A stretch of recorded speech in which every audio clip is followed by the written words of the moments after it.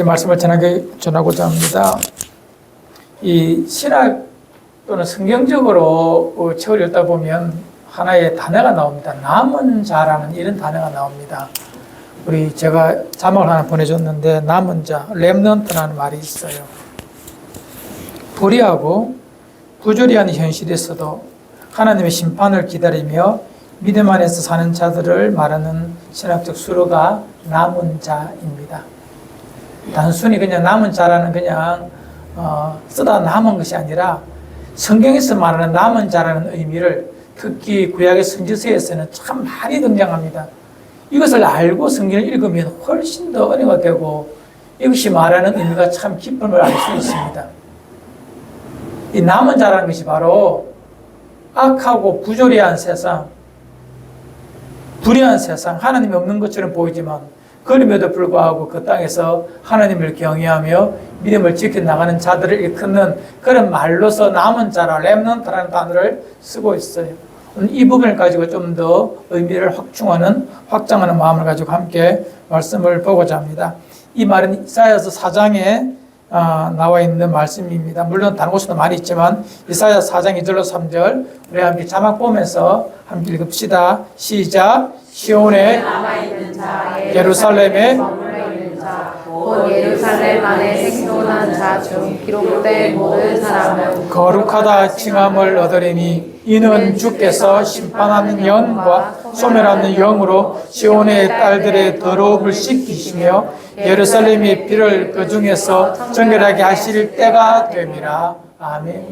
주님의 심판의 때 공의로운 그분의 판단이 있을 그때에 그곳에 믿음을 가지고 남아있는 자들, 시온에 남아있다는 말은 믿음 안에서 사는 자들을 말합니다. 예루살렘에 머물러 있다는 말은 약속의 백성으로 사는 자들을 일컫는 그런 의미입니다.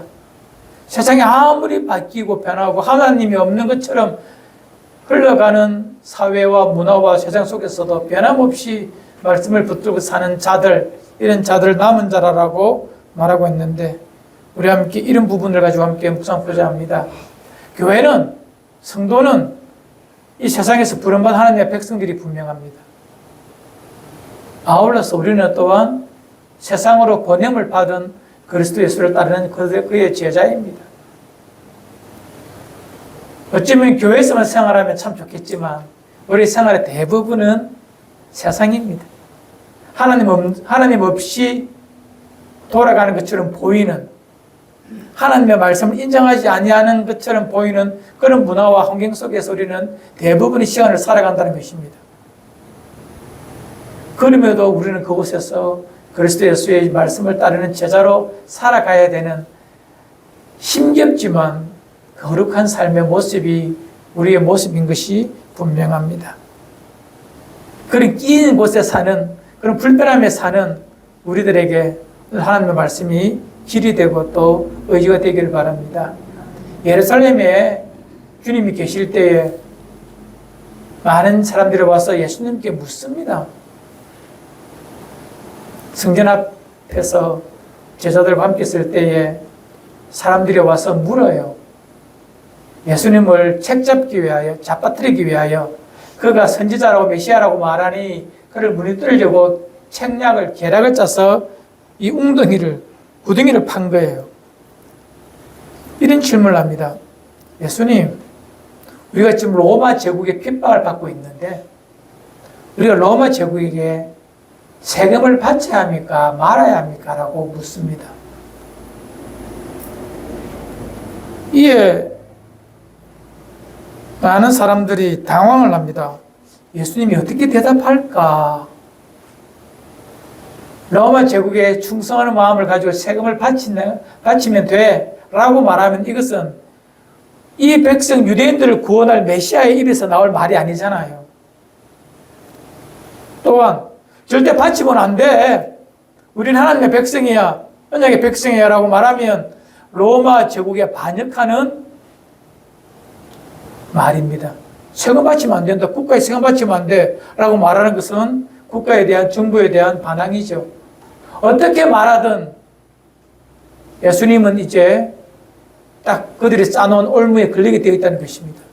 세금 바쳐야 됩니까? 안 바쳐야 됩니까? 물을 때에 바치면 유대인들에게 버림받고 바치지 말라 하면 로마인들에게 핍박을 당하는 참 불편한 자리에 질문을 하게 됩니다. 이에 예수님은 그들이 질문하는 자들의 의도를 정확하게 하시고 기막힌 대답을 하시죠. 너희에게 이 세금 바치는 돈이 있느냐? 예, 있습니다. 데나리온을 주죠. 거기에 무엇이 그려져 있고 무엇이라 적혀 있느냐? 예, 가이사의 얼굴과 가이사 이름이 적혀 있습니다. 라고 말합니다. 이렇게 말하죠. 잘 아는 말씀입니다. 가이사의 것은 가이사에게, 하나님의 것은 하나님에게. 이 땅에 많은 적지 않은 사람들이 또 기독교 안에서도 이렇게 말합니다. 세상과 교회를, 나와 세상을 분리시키려고 합니다. 예수님께 묻는 자들도 똑같습니다. 유대인과 세상을 분리시키고 하나님과 세상을 분리시키려고 합니다. 하지만 주님은 분리가 아니라 뭘 말하죠? 구별을 말합니다. 하나님의 것은 하나님에게, 가이사의 것은 가이사에게. 분리가 아니라 구별입니다.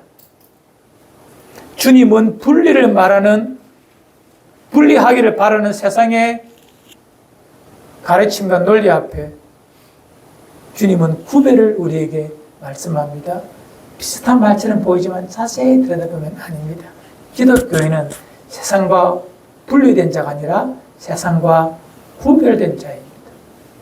세상 안에서 제자, 그리스도인으로 살아가야 됩니다. 우리는 이 세상을 떠나서 산속이나 저 피안의 세계에 살 수 없습니다. 우리가 사는 세상은 하나님 없어 보이는 만몬이 통치하는, 황제가 통치하는 그런 나라에 우리 지금 살고 있어요. 문화에 살고 있어요. 그런 논리 속에 움직여져 가는 사회 구조 속에 우리는 살고 있어요. 하지만 우리가 그 속에서 그러면 세상이 싫다라고 분리해버리는 것이 아니라 그곳에서도 구별되게 그리스도인으로 하나님을 믿는 성도로 살도록 하는 것이 구별된 그리스도인의 삶인 것입니다. 세상은 참 살기 어려울 때가 많았습니다. 오늘 함께 읽었던 열왕기상의 말씀은 참으로 살기 어려운 때의 모습을 말해주고 있습니다. 누가 통치하느냐? 아합이라는 사람이 통치하는 때입니다. 열왕기상 오늘 본문 앞선 16장에 보면 이 아합의 아버지 이름이 오므리라는 사람이에요. 이스라엘 민족이 북남으로 나누어지고 북쪽의 이름을 국호를 이스라엘이라 부르고 남쪽을 유다라고 부를 그런 시대가 있었습니다. 솔로몬 죽고 난 다음에 북쪽에 있는 사람들이, 그 사람들은 반역의 의미로 세워진 나라이기 때문에 하나님을 잘 경외하지 않아요. 유대인들이지만. 그러다 보니 매번 왕조가 바뀝니다. 왕조라는 것이 뭐죠? 왕의 혈통이 바뀌는 거예요. 이미 북이스라엘 얼마 안 되었지만 4번의 왕조가 들었습니다. 4번째 왕조가 오므리 왕조예요. 첫 번째 왕조가 여로보암 왕조라면 4번째 왕조가 오므리 왕조인데 이 오므리 왕의 왕조의 2번째 왕이 바로 이 오므리의 아들 아합입니다. 아합이 누구냐? 참 악한 자의 상징입니다. 구약 성경을 보면 하나님을 떠난 나라의 백성의 왕을 평가할 때에 그가 북이스라엘의 첫 번째 왕인 여로보암의 죄를 따라 이렇게 말합니다. 여로보암의 죄를 따라. 여로보암은 우상을 만들고 하나님의 백성들을 압박하고 단과 베델에 송아지 형성을 만들어 성전이라 말하고 여기서 제사드리라 말하고 절기도 마음대로 정해놓고 하는 하나님의 예배를 무시해버린 그 왕이 여로보암 왕이거든요. 그렇게 살았던 모든 자를 일컬어 여로보암의 죄를 따랐다, 이렇게 사람을 평가할 때 그렇게 말하는데, 이 아합은 여로보암의 죄를 따른 것이 아니라 그를 능가해버렸다고. 여로보암의 죄는 죄도 아니라고 말하면서 가장 악한 왕의 상징이 바로 이 아합입니다. 이 아합이 힘을 얻기 위하여서 자기 나라의 북쪽에 있는 시돈이라는 지방의 나라의 왕과 정략 결혼을 합니다. 그리고 시돈 왕의 딸 이세벨을 데리고 와서 정략적 결혼을 합니다. 이세벨에게 잘 보이기 위해서 이세벨이 믿고 있는 바알 신을 섬기라고 허락하고 사마리아 성에 바알 신상이 가득한 신전을 지어주고 북이스라엘 전부에다가 아세라 목상, 나무로 만든 그 신을 다 흩어서 만들어주면서 마을마다 집마다 이 아세라 목상을 섬기며 살라라고 말합니다. 즉 하나님의 백성들이 하나님의 여호와 하나님도 섬기고 이 바알도 섬기고 아세라도 섬기는 그런 나라가 바로 이 아합 시대의 모습인 것입니다. 이 아합 시대의 죄의 절정, 하나님 없음의 절정을 성경은 이렇게 말합니다. 우리 함께 읽어봅시다. 열왕기상 16장 34절에 이런 말씀이 있습니다. 우리 아합을 이야기하면서 갑자기 이 말이 나옵니다. 갑자기 우리 함께 읽읍시다. 시작. 그 시대에 베델 사람 히엘이 여리고를 수사였는데 그가 그 터를 쌓을 때에 맏아들 아비람을 잃었고 그 성문을 세울 때에 막내 아들 스굽을 잃었으니 여호와께서 내 아들 여호수아를 통하여 하신 말씀과 같이 되었더라. 열왕기상 16장은 아합이 어떤 사람이고 어떤 죄를 짓는다라고 이렇게 말하면서 갑자기 이 본문 하나를 툭 던집니다. 이 본문의 배경을 알지 못하면 이 무슨 말인가 싶지만 이 말씀이 뭘 뜻하느냐 하면 북이스라엘의 지금 이 상황이 얼마나 악한지, 얼마나 하나님과 멀어졌는지에 대한 하나의 예표로서, 예시로서 말하는 것이 이 부분입니다. 구약을 잘 아시는 부분은 이 말씀이 뭔가를 알게 될 것입니다. 압니다. 제가 이 부분에 대한 구약을 설명해 드리겠습니다. 어떤 사람이, 베델의 사람, 히엘이라는 사람이 여리고를 건축하는데 그 터를 쌓을 때 그 큰아들 아비람이 죽고 성문을 달 때 그의 둘째 아들, 막내 아들 수굽이 죽었다. 이 말이 뭐냐면 해서는 안 되는 일 했다는 소리잖아요.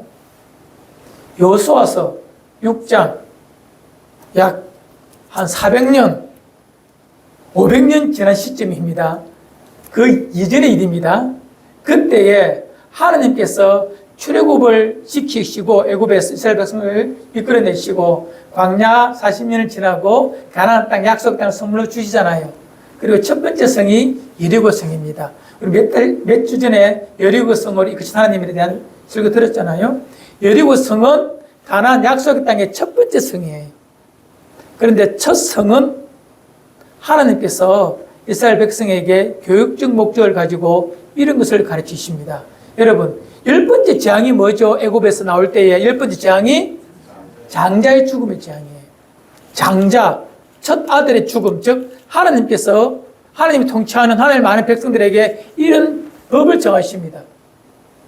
애굽에서 나올 때에 첫 것은 다 죽이겠다. 그리고 첫 것은 다 내 것이다라고 말합니다. 왜요? 라고 물으면 안 됩니다. 천지와 만물을 창조하신 하나님께서 그렇게 정하신 거예요. 태양을 동에서 또 서로 지게 하시는 창조주께서 이 백성을 다스리는 방법의 하나로서 첫 것은 내 것이다라고 정하고 내게 돌리라고 말합니다. 그래서 이스라엘 아들들이 다 장자들이 살았잖아요.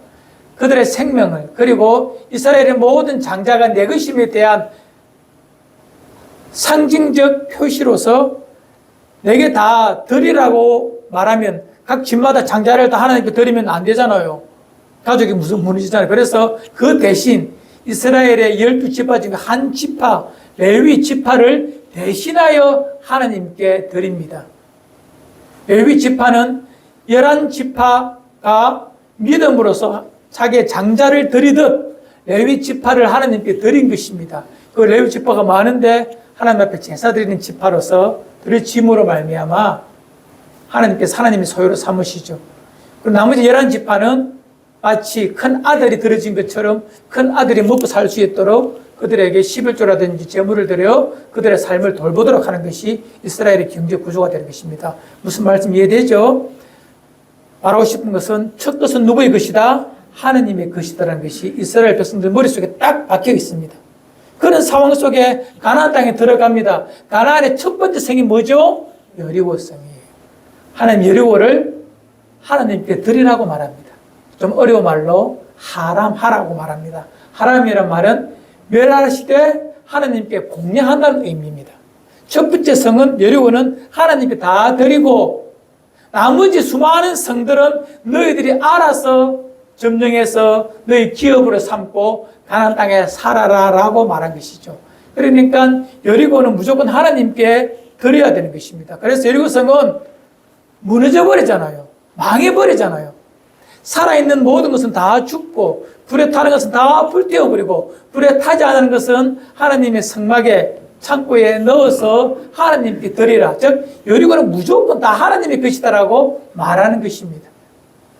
그런데 그것을 믿지 않고 말씀을 가볍게 여긴 아간은 혼나죠. 심한 하나님의 책망을 받게 됩니다만 어쨌든 간에 여리고는 누구의 것이라 하나님께 드렸기 때문에 여호수아는 이렇게 말합니다. 하나님께 드린 이 여리고 성을 잘 봐라. 절대로 이 가나안 땅에서 여리고 성은 하나님의 것이기 때문에 맹세합니다. 경계합니다. 이 여리고 성은 절대 우리의 사람의 것이 될 수가 없고 하나님의 백성인 이스라엘 백성의 것이 될 수가 없다. 만일 이 좋은 땅이라 해서 이곳에서 다시 성을 짓고 사람이 살도록 하면 하나님의 것에 대한 도전이고 하나님의 것에 대한 탐심이다. 그래서 음은 저주까지 합니다.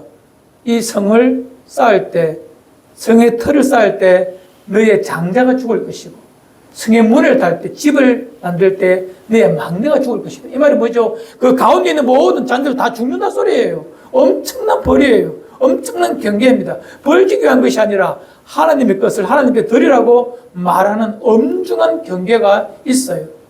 이것은 이스라엘 백성들의 머릿속에 딱 들어가 있습니다. 가나안 동안 오랫동안 살면서 사사 시대를 지나고 다윗 시대, 솔로몬 시대 다 지나오면서 이스라엘 백성들의 머릿속에 여리고는 하나님의 것, 하나님께 바쳐진 것, 이것이 그들에게 상식이 되었습니다. 기초 질서가 된 거예요. 그것이 가나안 땅에 살고 있는 하나님의 백성들의 상식화된 법입니다.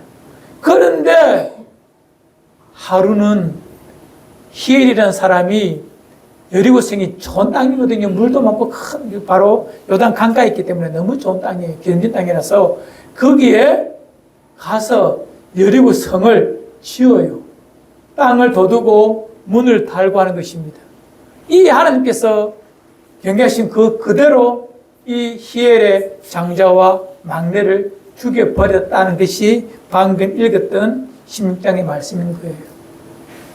이 말이 뭐죠? 아합 시대에 이스라엘 백성이 가지는 가장 기초적인 질서, 500년 동안 지켜왔던 신앙의 상식, 하나님을 경외하는 자들이라면 결코 해서는 안 되는 일을 아합 시대 때 그 백성들은 그것도 모르고 그런 악을 지었다라고 성경은 전하는 것입니다. 그만큼 아합의 땅에 아합의 시대는 뭐라? 악하고 하나님 없고 상식도 없고 아무것도 없는 그런 땅이 아합의 땅이요. 그런 시대가 아합이 통치하는 북이스라엘의 시대라고 그렇게 정언해 주고 있는 것입니다. 무슨 말씀 이해가 되죠? 그곳이 아합의 땅입니다. 이스라엘 백성의 역사 속에서 그런 시대가 없었다는 것입니다. 가장 힘든 때입니다. 그런데 하나님은 그 아합의 땅에 남은 자들을 두셨다는 것입니다.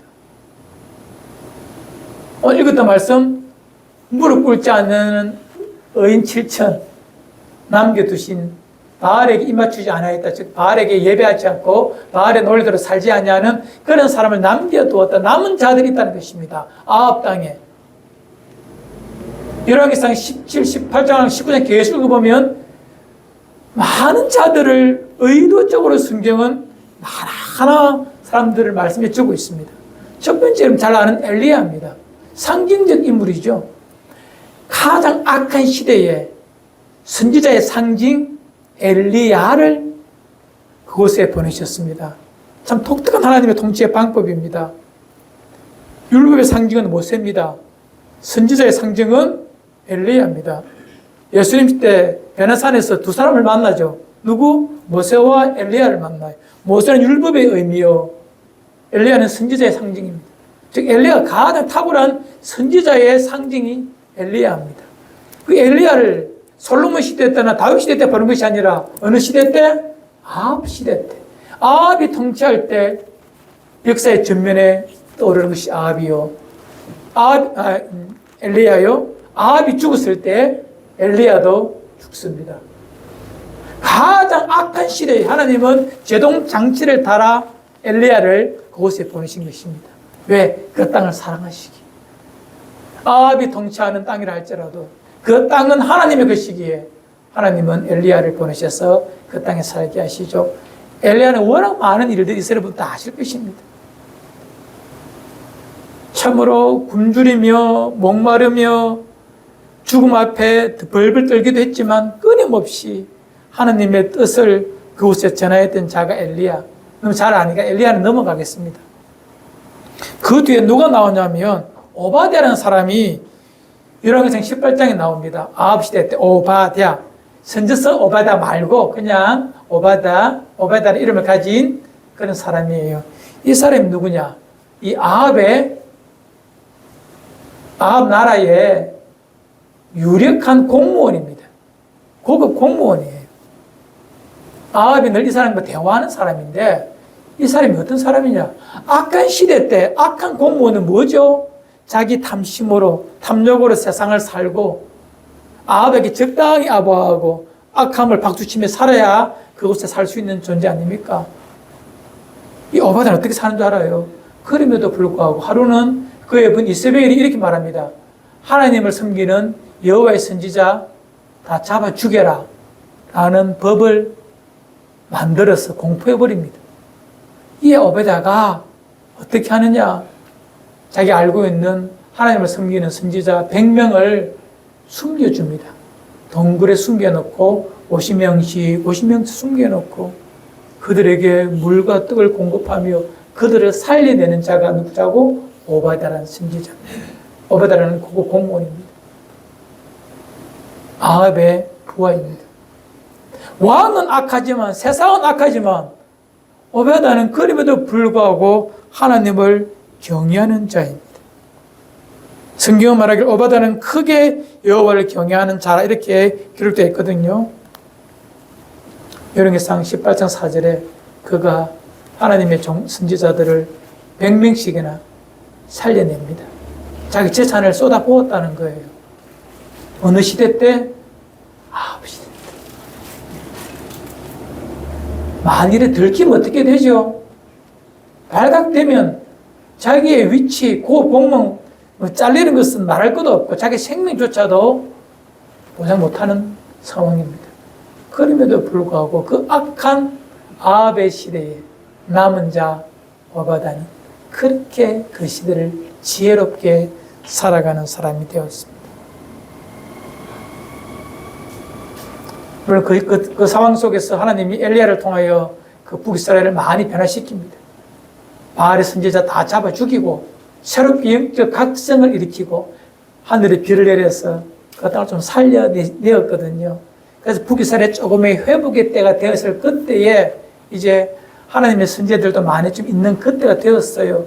그런 상황 속에 전쟁이 하나 터집니다. 전쟁이 터진 것이 아니라 잃어버린 땅을 찾기 위하여서 남쪽에 있는 유다의 여호사밧 왕과 함께 동맹해서 잃어버린 자기의 땅을 차지하려고 합니다. 땅의 이름이 길르앗 라못. 성경을 많이 보신 분들은 이 성이 도피성인 것을 알 것입니다. 도피성을 빼앗겼으니 명분이 좋잖아요. 우리가 도피성을 되찾자 아람이라는 나라가 침범해서 우리의 땅, 이 길르앗 라못을 빼앗았기 때문에, 차지했기 때문에 우리가 남북이 연합하여서 그 땅을 찾으러 가자라는 것이 북론화되었고, 화해 무드가 이제 남북으로 전쟁하던 나라가 화해 무드가 만들어서 길르앗 라못을 통치하고 빼앗으러 갑니다. 전쟁하러 갈 그때에 하나님께 묻고 싶은 거예요. 이에 북이스라엘에 있는 모든 선지자 다 모아라 하니까 400명 가까운 사람들이 모였습니다. 그 중에 최고가 시드기야라는 그런 선지자도 있었어요. 그에게 묻습니다. 우리가 전쟁하러 갈까 말까 하니까 시드기야가 와서 왕이여 가십시오. 지금 분위기 보십시오. 남쪽에 여호사밧도 도와주죠. 분위기가 너무 좋습니다. 쇠로 만든 뿔을 가지고 와서 이 뿔을 가지고 가서 아람 나라를 치우십시오라고 상징적 행동도 합니다. 이 얼마나 어떤 분위기에서 하지만 마음에 좀 불안함이 있어요. 왜? 바른 말 잘하는 미가야라는 선지자가 하나 있거든요. 그 사람의 말을 들어보자 싶어요. 여호사밧도 한번 들어봅시다라고 남유다 왕이 말합니다. 이에 미가야를 부릅니다. 하지만 미가야는 어떤 말입니까? 하나님 앞에서 목에 칼이 들어가도 바른 말 하는 사람입니다. 400명의 선지자가 분위기 보고 나라 정세 보고 가면 됩니다. 100% 승리입니다라고 말할 그때 미가야가 뭐라 말하죠? 주께서 내게 말씀하시기를 이 전쟁에 올라가서 당신은 죽고 당신 때문에 전쟁에 동원된 모든 백성들은 편안하게 집에 돌아갈 것입니다라는 그런 말을 합니다.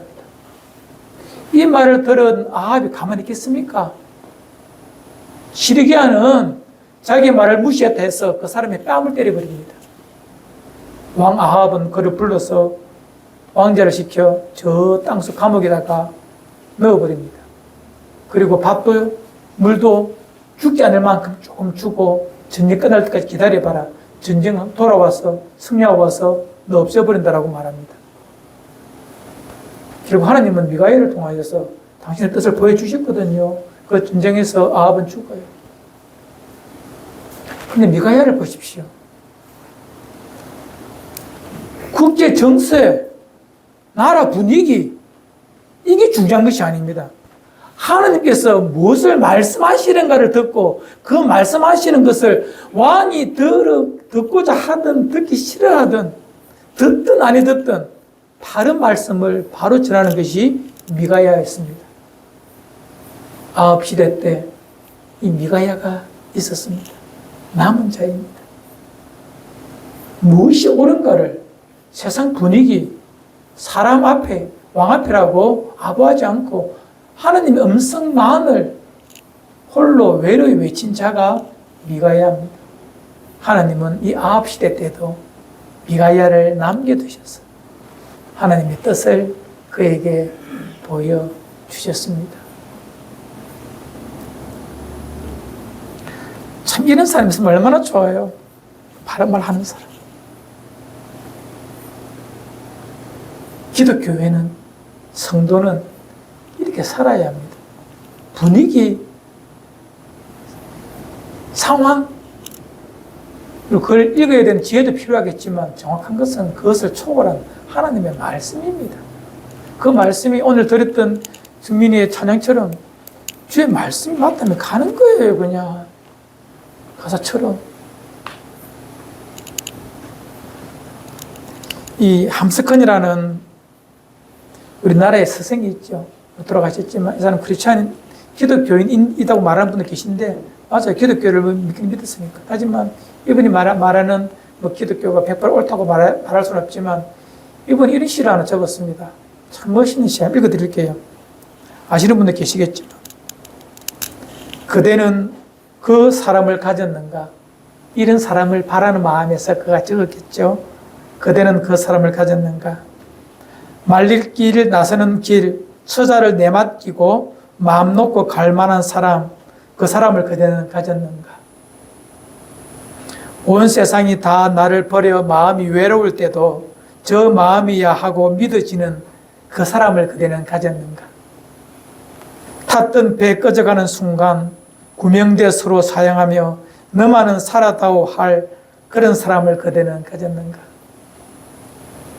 잊지 못할 이 세상 놓고 떠나려 할 때에 저 하나 있으니 하며 반드시 눈 감을 그런 사람을 그대는 가졌는가? 온 세상의 찬성보다도 아니하고 가만히 머리 흔들고 그 한 얼굴 생각에 알뜰한 유혹을 물리치게 되는 그 사람을 그대는 가졌는가? 이 악한 세대에 하나님의 사람이라면 그리스도 예수 안에서 발견되는 그리스도의 제자라면 어떻게 살아야 되는지, 어떻게 구별되어야 되는지를 우리가 분명히 말해주고 있습니다. 물론 교회나 세상이나 보면 삐딱선 타는 사람이 있어요. 무조건 반대면 반대하는 사람이 있어요. 그런 사람이 놀할 가치가 아닙니다, 여러분. 여기서 바른 말, 옳음이라는 것은, 옳고름이라는 것은 말씀을 가지고 말씀이 맞다라고 말하는 옳음을 말하는 것입니다. 세상이 뭐라고 말해도 우리는 영원한 기준, 캐논이 있지 않습니까? 인생의 영원한 교과서고 영원한 진리의 말씀인 진리인 말씀이 있지 않습니까? 이 말씀이 말하는 대로 그래서 노하고 아니라고 하고 그렇게 말할 수 있는 그런 사람 말입니다.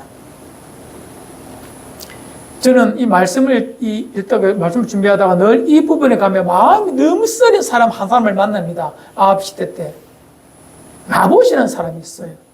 나봇 농부예요. 포도원 농사 짓는 농부예요. 하루는 이 아합 왕이 자기의 성 사마리아 성으로 가는데 사마리아는 수도성입니다. 수도입니다. 북이스라엘에. 그 성으로 들어가는 입구에 초입에 아주 예쁜 크지 아니하는 포도원이 하나 있었어요. 아합이 그 포도원을 갖고 싶은 거예요. 그래서 그 포도원 주인 나봇을 불러 이렇게 말합니다. 애야, 그 포도 내게 팔아라.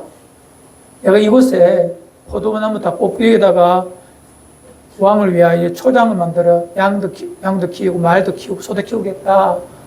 이게 더 내가 상당한 값을 치를게라고 말합니다. 이 나봇이라는 사람이 이렇게 말합니다. 왕이시여, 이 땅은 우리의 조상들이 우리에게 주신 기업입니다. 잘 알듯이 땅은 팔 수가 없는 것입니다. 내 영리 목적을 위하여 내 잘 살자고 조상이 주신 기업을 팔 수 없는 것입니다. 라고 말합니다. 이게 그래도 하나님을 좀 알고 있는 아합은 걱정을 잔뜩 합니다. 저 땅 갖고 싶은데 상황이 안 되니 가질 수가 없잖아요. 근심하고 있을 그때에 이세벨이라는 이 여인이 계략을 짭니다. 사기꾼 같은 사람 두 사람을 사서 나봇을 모함하게 하고 나봇을 죽게 만들어버립니다. 나봇이 왕을 배반하고 하나님의 말씀을 어겼다라고 말하면서 이상한 말로 누명 씌워 나봇을 죽여버립니다. 이 나봇을 볼 때마다 마음이 한껏 씁쓸해요. 하나님의 말씀을 지키기 위해서 약속의 기업을 보존하기 위해서 살았는데 악한 세대는 그를 모함하여 죽여버립니다. 하도 안 한 말을 잊지도 않은 일을 만들어서 그를 죽여버리는 것이 아합의 때입니다. 하나님은 이 나봇을 남겨두셨습니다. 아합 시대에 남은 자로. 여러분, 아무리 세상이 악해도 하나님은 살아계시고 세상이 아무리 변질되고 만물이 통치하는 시대를 할지라도 영원하신 하나님의 말씀은 이 세상 끝날까지 이 말씀은 영원할 것입니다. 이 말씀이 맞다면 맞는 거예요. 이 말씀이 옳다면 옳은 거예요. 세상 끝없이 바뀝니다.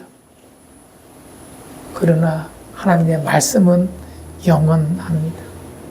기독교 역사 2000년 동안 기독교 역사, 세계 역사 말고 기독교회사라고 말하죠. 역사신학이라고 말하는데 이걸 공부하다 보면 2000년의 기독교회사에 공통점이 하나 있어요. 어떤 한 민족에게 복음이 들어갑니다. 선교사를 통하여 복음이 들어가서 참 그들이 마음이 하나님을 잘 믿어 그 시대에 부흥이 오면 참으로 많은 사람이 예수를 믿게 되고 하나님의 나라가 교회가 서게 됩니다. 그런데 그것이 200년을 못 넘깁니다. 200년을 넘긴 민족이나 나라가 없습니다. 200년쯤 되면 다 지리멸멸하고 쇠퇴하고 사라집니다. 그러나 하나님은 당신의 복음이 그곳에 지나갔다라고 흔적을 남겨두십니다. 다르게 말하면 남은 자들을 그곳에 두십니다. 복음이 지나간 곳에 항상 남은 자들이 지금도 있어요. 중국에도 있고 제가 갔던 저 시리아 다메섹에도 있고 다 있어요. 복음이 지나간 곳에는 아직까지도 저 북한 땅에도 있잖아요. 1900년도 초에 그 평양에 하나님의 나라가 얼마나 허황했습니까? 하지만 사회주의 때문에 김일성과 공산당 때문에 저 전쟁 때문에 다 엉터리가 된 저 동토가 되어버린 저 북한에도 남은 자들이 있다니까요. 당신의 복음이 들어갔다는 것을 보여주기 위하여 남은 자들로 그 땅에 아직 살아있음을 말하고 싶다는 것입니다. 오늘 똑같습니다. 아합 때에 남은 자들을 통하여 하나님은 당신이 그곳에 하나님의 나라가 통치되었음을 있음을 하나님의 하나님됨을 선포하는 자들이 있다는 것입니다. 여러분, 이제 우리가 어떻게 살아야 되는지 자명해졌습니다. 여러분과 저는 이 땅에 남겨진 남은 자들임에 분명합니다. 맞습니까? 남은 자들은 처음에 설교 서두에 말씀드렸던 것처럼 불의하고 부조리한 이 땅에 하나님이 없는 것처럼 보이는 이곳에서도 하나님만이 영원하신 하나님이시고 절대자시고 날 구원하신 분이시고 이 피조세계를 당신의 뜻대로 말씀 속에서 통치하시는 분이심을 믿는 자들, 그들이 남은 자들입니다. 우리는 복음을 받았습니다. 이 땅의 어두움을, 이 땅의 악함을 들추어내고 새롭게 해야 될 거룩한 복음을 받은 자들입니다. 죽은 것을 살려내는 것이 복음을 받은 여러분과 저입니다. 그래서 우리는 이 땅에 살아있는 생명의 샘이요 의의 나무들입니다. 하나님은 나같이 미약한 자, 나복 같은 자를 통하여서도 하나님이 살아계심을 말하고 싶어 합니다. 오베다같이 악한 세대 공무원으로 살아도 말씀을 따라 살고자 지혜롭게 살아내는 그런 자들이 있습니다. 미가야처럼 세상이 뭐라고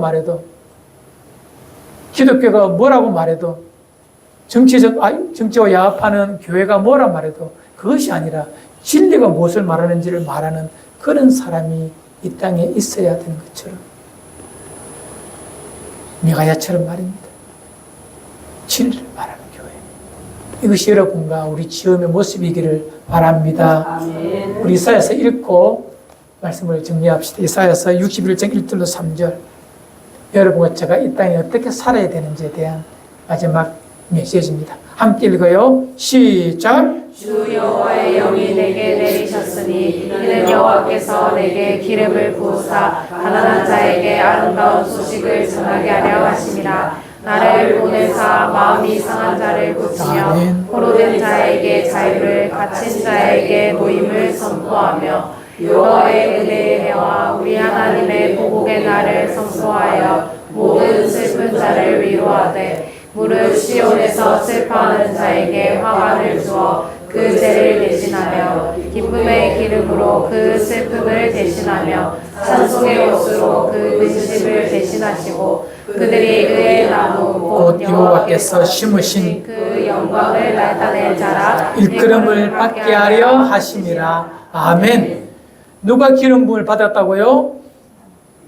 예수 그리스도를 통하여 구원받은 여러분과 저를 말하는 것입니다. 갇힌 자에게 노임의 복음을, 슬픈 자에게 생명의 위로의 하나님의 나라를 전하는 자로, 이 땅에서 하나님의 영광을 선포할 자로 우리를 그 땅에 의의 나무로 심으셨습니다. 그 땅이 어디죠? 여러분이 내일이면 출가한 그 곳. 여러분이 오늘 돌아가야 될 여러분의 집. 그 땅이 아합의 땅처럼 보인다 할지라도, 그런 극단적인 곳이라 할지라도 하나님은 그 땅에 여러분들을 남겨두었습니다. 남은 자가 되게 하셨습니다. 우리는 그를 의의 나무라고 말합니다. 한 그루의 의의 나무가 되셔서 그곳에서 수많은 것들을 살려내는, 수많은 사람을 위로하는 그런 하나님의 백성, 하나님의 남은 자 되기를 주의 이름으로 축원을 드립니다.